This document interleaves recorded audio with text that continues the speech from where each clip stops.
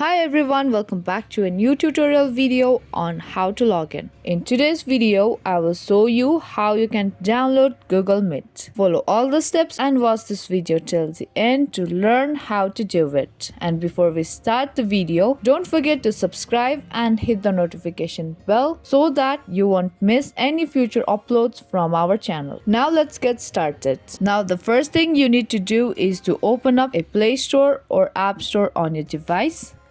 And there you have to search for Google Meet.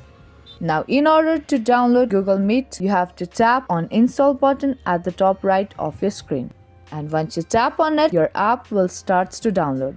Now once your app gets downloaded and installed to your device, you will be taken to this type of page. Now you can tap on open button to open up Google Meet right away. And there you go, you have reached to the official homepage of Google Meet. Now that's how easily you can get Google Meet on your device. Hope you understand and found this video useful. If you did, make sure to like and share this video and also subscribe to our channel for more videos like this. Now that's gonna be all for today, and I will see you in my next video.